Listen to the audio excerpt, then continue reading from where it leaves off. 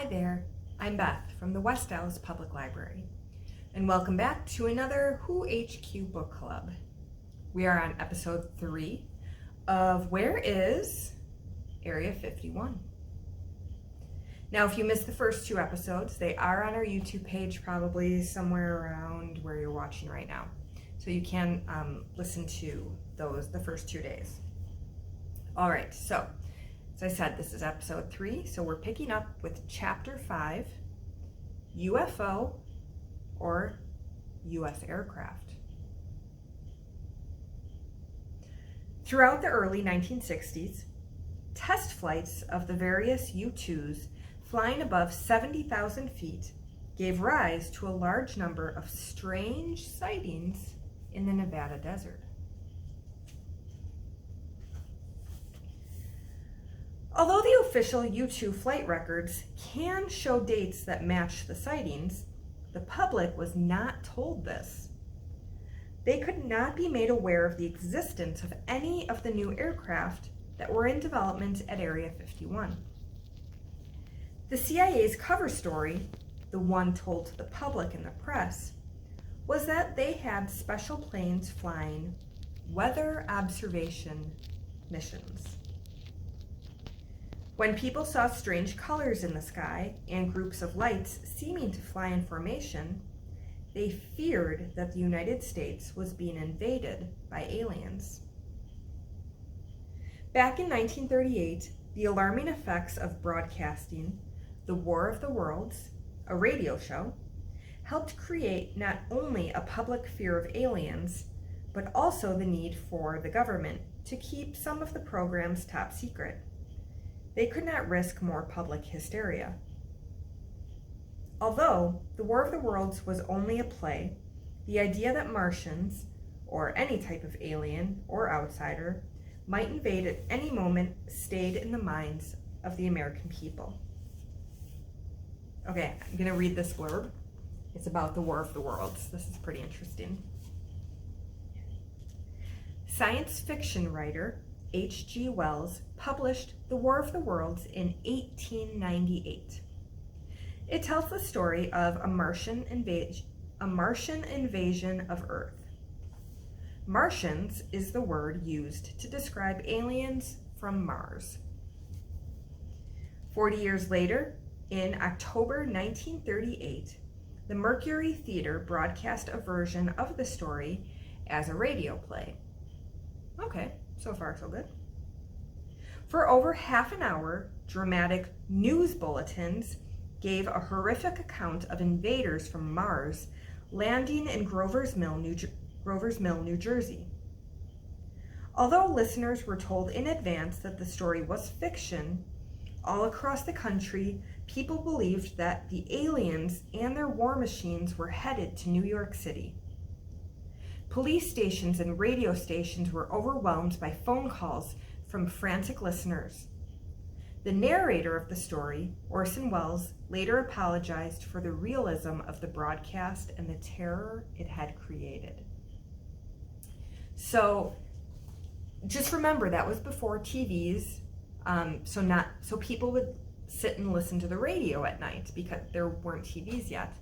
So this broadcast probably started with them saying this is fiction, or you're about to hear the play The War of the Worlds. But either people forgot, maybe they tuned in late and didn't hear that, so they thought what they were listening to, this alien invasion, was real. So people went crazy. They thought there were aliens attacking. They were calling the police. They were worried about New York. Like, people thought this was real.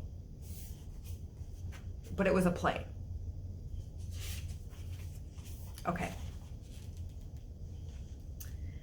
At the time, the War of the Worlds seemed to mirror tensions in Europe, where fears were brewing that Adolf Hitler of Germany was going to start a war. Because the CIA, I'm going to stop. Remember The War of the Worlds, the radio play, happened, that was 1938, so before World War II.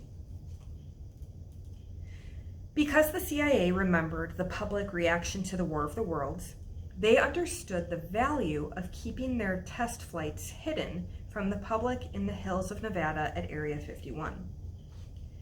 But the test flights of the A-12 brought even more frequent sightings and speculation about the area. This was largely due to the fact that the new aircraft flew so much higher that to people on the ground, they took elliptical or oval shape. By comparison, passenger planes flying much slower and only at 20,000 feet were much easier to identify. When people looked up at the Nevada night sky, they had no idea what the strange lights and flat, disc-like shapes could be. No one had ever seen planes that looked like that. So some people jumped to the conclusion that the UFOs were arriving from outer space. Airline pilots even reported sightings to air traffic controllers on the ground and to the U.S. Air Force. The CIA checked UFO sightings against the Project X-CART flight logs of where and when the planes flew. The dates matched, but the public could not be let in on the secret. So the CIA knew exactly what people were seeing. It was their planes, but they wanted to keep it a secret so they couldn't tell us that. So people just kept assuming there's aliens in Nevada.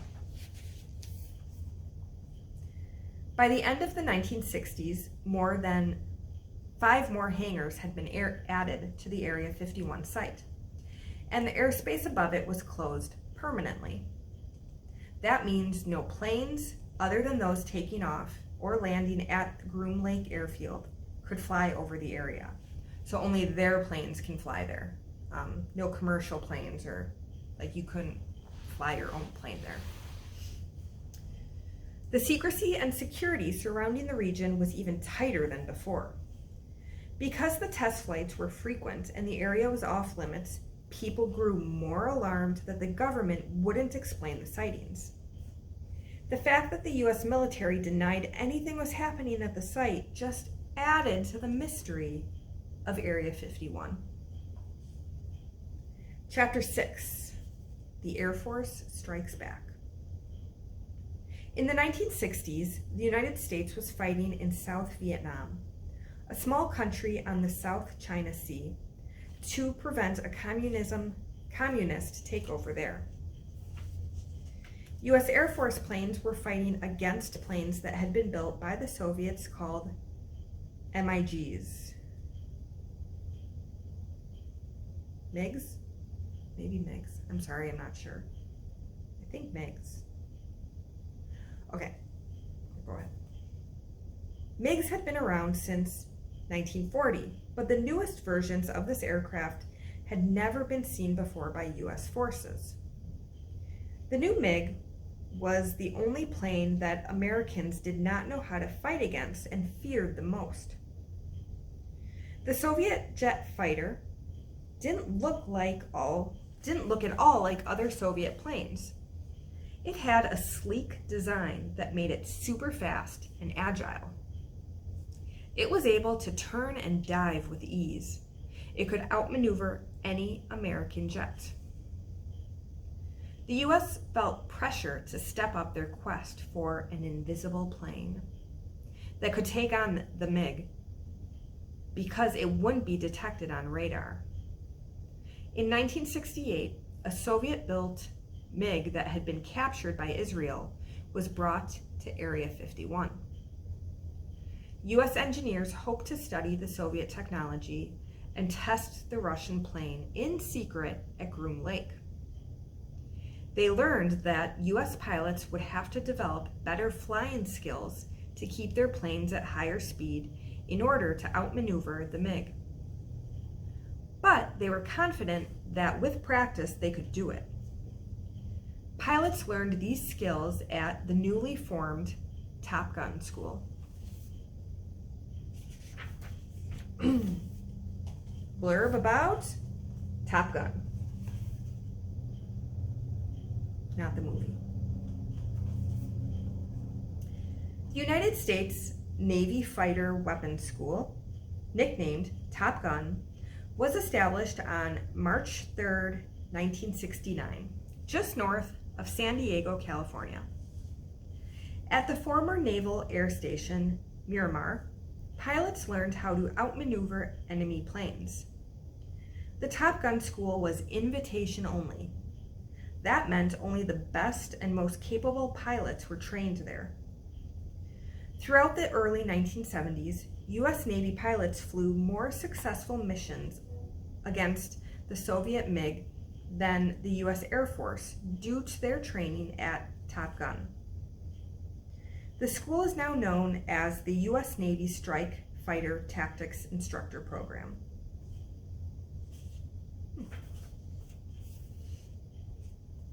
While the team at Area 51 was busy studying the MiG fighter plane, the U.S. Air Force had been collecting CIA reports on UFO sightings.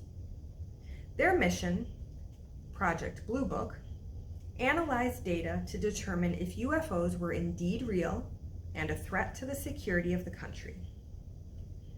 Project Blue Book had collected over 12,000 UFO reports by 1969. They went over the reports and considered the following possibilities. Were UFOs actually balloons? Were the UFOs actually balloons, aircraft, meteors, stars, or planets, searchlights, or natural occurrences such as cloud reflections and ice crystals? They also determined if UFO sightings were worthy of follow-up investigation. Okay, a blurb on rules of thumb. Ufologists, people interested in UFOs, consider many things in determining the believability of sightings. They are duration of sighting, so how long the sighting was, number of persons reporting the sighting, location of sighting, reliability of the person or persons giving the report, number of individual sightings reported, and existence of physical evidence, meaning photographs, material, hardware, etc. Project Blue Book determined that most UFO reports could be explained as natural occurrences or common aircraft. At the end of the study, it was concluded that nothing reported was a danger to national security, and that no evidence of any extraterrestrial vehicles had been found. The U.S. Air Force seemed happy with its UFO sighting task force. It just may have been the perfect project to keep the public distracted from the real work at Area 51. All right, we will stop there. We'll pick up tomorrow with Chapter 7, which is called Conspiracies.